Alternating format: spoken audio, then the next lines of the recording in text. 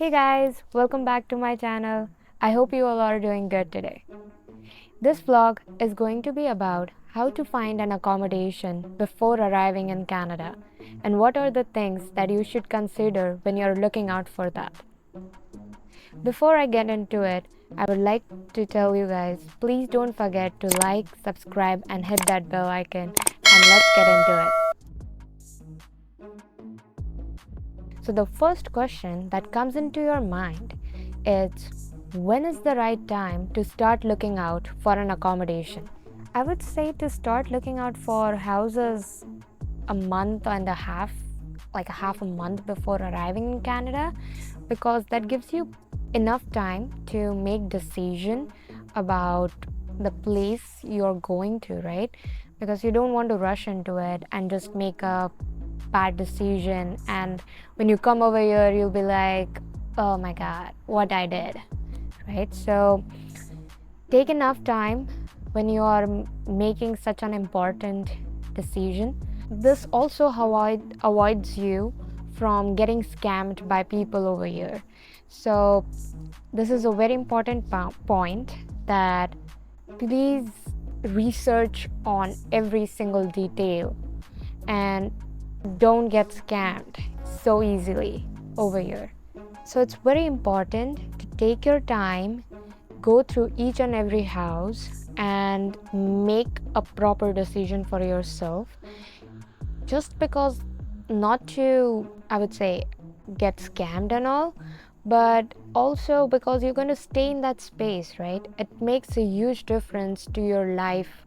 When you come over here, it's going to be a new space, a new place for you to come. And if you don't find it comfortable to yourself, then it would be very hard for you to adjust to the living, and would just get a little difficult for you over here when you first come over here. That said, let's move on to next point. So the next question that comes up is, where should I look for an accommodation? The first option that comes up is on or off-campus residence. So every college or university have on and off-campus residence. So for that, you have to go onto your college or university websites, and by searching their residence, you can get an email ID through which you can contact, and I would say just email them and get to know their application procedure. Also, when you look up for the residence, they have like various pages made on their Instagram, and they show their rooms photos, so you can get an idea like how the residence looks like from inside, and what are different activities and other stuff they carry out throughout the year. So that being said, the second option would be housing apps through which I found my accommodation. So there are like various apps which you can use to find an accommodation, like Craigslist, Kijiji, then Facebook Marketplace.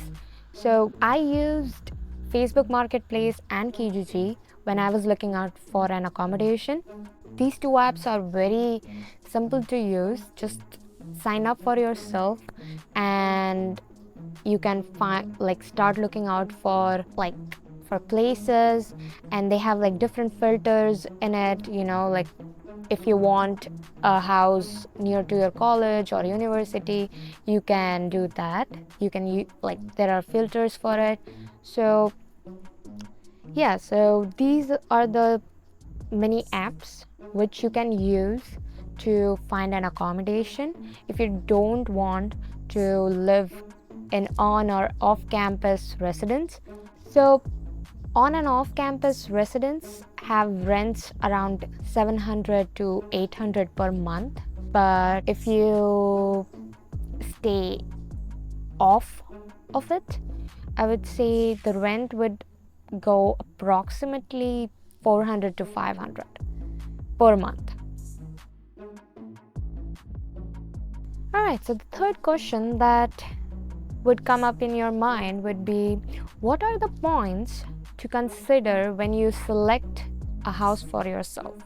So the first would be to contact your house owner or the lease owner and tell them, or I would say ask them, request them to show the place and to show the room which you will be staying in. So that gives you an idea about the place.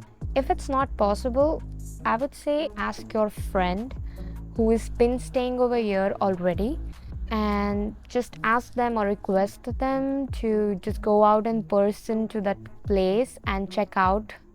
And I think that's the other best option you can get to know the place well. Then the next thing that comes up would be to ask your house owner or your lease owner if the electricity, water bill, and the other bills are included in your rent or not. And if not, then what would be the cost that they would charge you other than the rent? That would just give you a simple calculation in your mind and would help you to fix your budget and would help you to stay in your budget when you come over here. Then you can also ask your renter if the place is, how much closer to your college or university, because trust me, the house should be closer to your college or university, whatever you go to, because when it's winter time over here, the buses, or I would say it gets difficult, life gets difficult a little bit. So it's very good when you stay very close to your college or your university, because suppose if the bus is not on time, and what if you have like a lecture in 10 or 15 minutes, you just maybe walk to the college, right? That's how I most of the times do, because I don't want to get late to my lectures. Another thing that you can ask your house owner or lease owner would be if there is any cleaning routine going out between the housemates or not. That gives you a picture of how clean the house would be when you go there, right? You can also ask your owner if they provide certain small stuff, like they provide you small stuff. Like my house owner provides me the washroom cleaning stuff, and sometimes the sponge we use to clean our utensils. So you can ask such stuff if you want to, otherwise that's completely up to you. So the other things that you should take into notice when the house owner or the lease owner is showing around the place is, like, you should check if the room has a door, a window, because you don't want to get suffocated, right? In winter it's going to be dark very soon. It gets dark around like 4 or 3ish in the afternoon, and if you don't have enough ventilation, good ventilation through which you can get like a little bit of sunshine, then it just gets too much depressing, because at the end of the day, after finishing your work, or maybe if you don't have a work and you just have your college and you come home and sit and want to relax, you don't feel like relaxing in a room where there is no window and there is no sunshine, or you cannot see outside what's going on, right? It feels like, I don't know, a darkness. So yeah, just see through if there is a door to the room, if there is a lock to the door you can use, and check if there is windows. Very, very important. If you're living in a basement, there would be a small window, and it just gives you a little bit of peace, because if there is complete darkness, you would not enjoy the like stay in that room. So if the door is broken, if there is no lock, just ask the owner if they can fix it, or maybe that if there is any option that can be used to have yourself some privacy. Also take into notice that the air conditioning and the heater is going on in the house or not, because it's very important. I have seen my friends suffering the cold so bad. The house owner would not fix the heaters, the air conditioning, and just have to suffer in the cold when there is so much cold outside during winters. And when you're living in the basement also gets very cold during winters. So just take into notice that the air conditioning and the heaters are working properly or not. Ask your owners about it. The most important thing over here is if the house has fire alarms or fire extinguishers, if in case needed. So ask the owners if they have the fire extinguishers in the house or not, or are there fire alarms in the house or not, because it's really needed over here. Also, it is very important to be with verbal communication and also on paper communication to have decided what would be the time period you would be signing the lease for. There are 4 months lease, 8 months lease. So just don't be dependent on the verbal communication.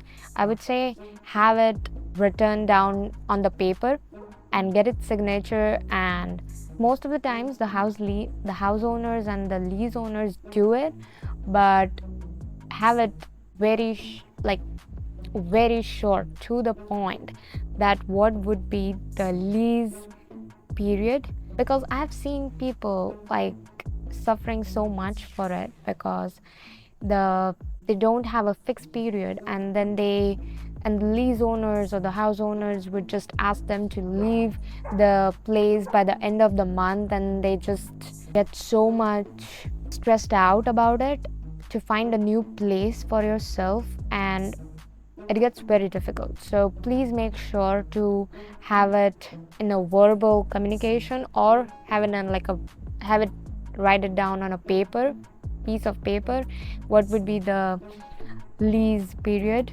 for yourselves. So the other thing that I would look up when I'm going through the house would be if the house has microwave, fridge, and oven, and what kind of stuff they are using, because it's very important. You're going to use these things, right, when you're staying over there. So please do take this point into consideration when you are being shown the house by the owner. So that's what all the points that comes up into my mind when I was looking out for a place. So that's it for this vlog. I hope this helps you to find your accommodation before coming over here in Canada. And if you guys have any questions, please do ask me in the comment section below. And don't forget to like, subscribe, and hit that bell icon. And I'll see you next time. Bye.